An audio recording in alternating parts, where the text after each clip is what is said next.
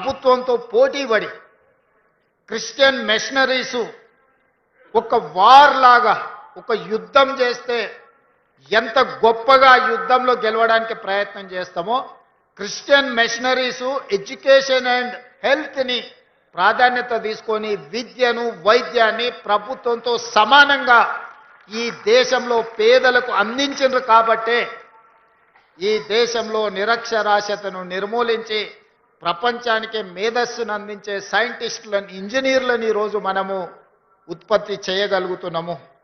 ఈనాటి జీవన ప్రమాణం ఈ మధ్యకాలంలో లెక్కలు బయటకు వచ్చినాయి. 72 సంవత్సరాలు మనిషి యొక్క జీవన ప్రమాణము సరాసరి ఈరోజు 72 సంవత్సరాలు.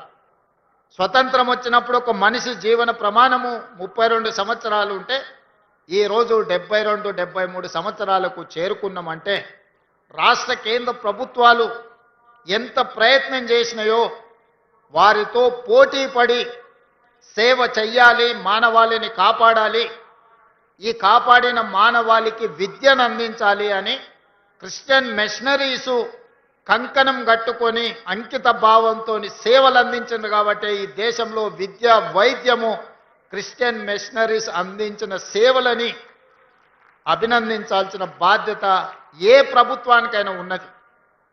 కొన్ని ప్రాంతాలలో ప్రభుత్వం కూడా చేరుకోలేని ప్రాంతాలలో ఈ మిషనరీస్ చేరుకొని అత్యంత నిరుపేదలకు విద్యను వైద్యాన్ని అందుబాటులోకి తీసుకొచ్చి వాళ్ళ ప్రాణాలను కాపాడడమే కాకుండా వాళ్ళ ఆత్మ గౌరవాన్ని పెంచే విధంగా పనిచేసింది.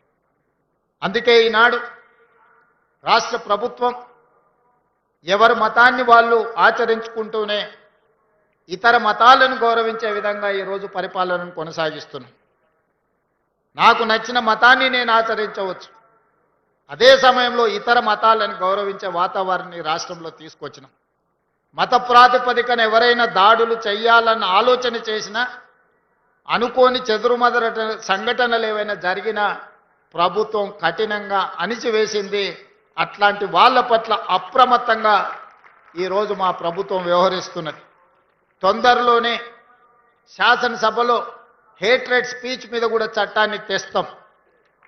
ఇతర మతాలను కించపరిచే విధంగా ఎవరైనా మాట్లాడితే చట్ట పరిధిలో వాళ్ళని శిక్షించడానికి అవసరమైన చట్టాన్ని ఈ మధ్య కాలంలోనే కర్ణాటక రాష్ట్రంలో కాంగ్రెస్ పార్టీ శాసనసభలో ప్రవేశపెట్టి ఇతర మతాలను కించపరిచే విధంగా ఇతర మతస్థులను తక్కువ చేసే విధంగా మాట్లాడితే శిక్షించే విధంగా చట్టాన్ని సవరించిండ్రు.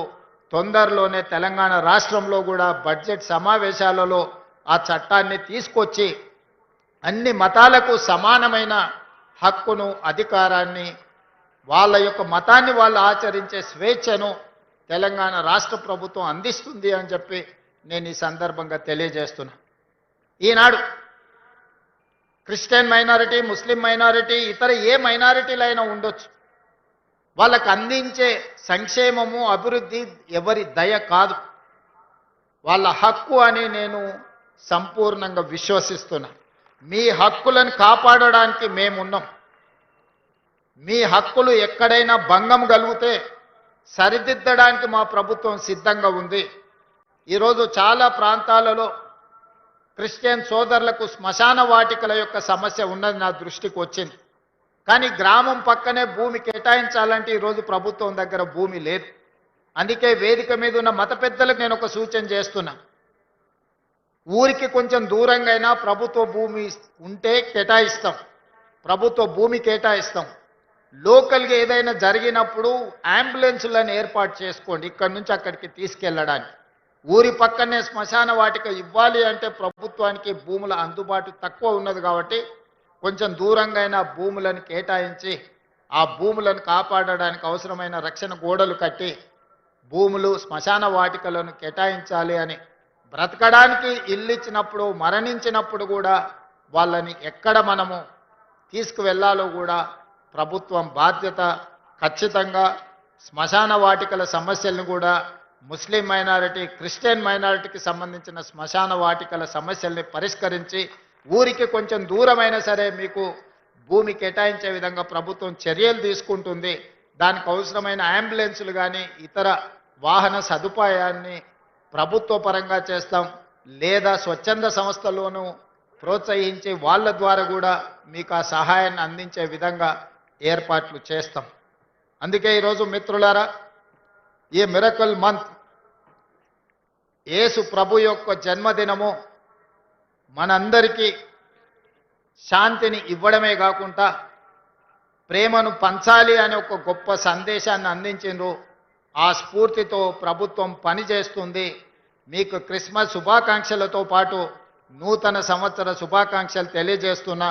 నూతన సంవత్సరం మనందరి జీవితాలలో గొప్ప మార్పును తీసుకురావాలి.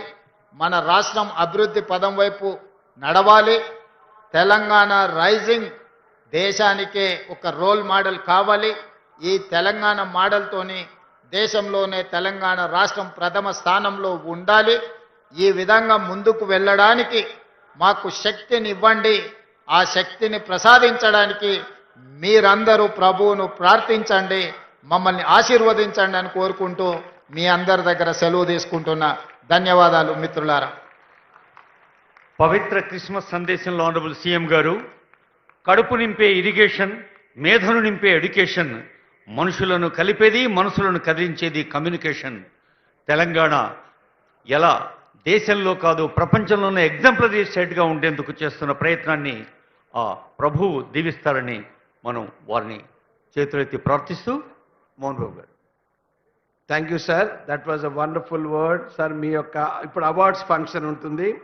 దయచేసి క్రైస్తవ సమాజంలో విశిష్టమైన సేవలు అందించిన వారికి దయచేసి మొట్టమొదటిగా రెవరెండ్ జిఏ విద్యాసాగర్ గారు మ్యూజిక్లో వారు 1000 పాటలు రాశారు.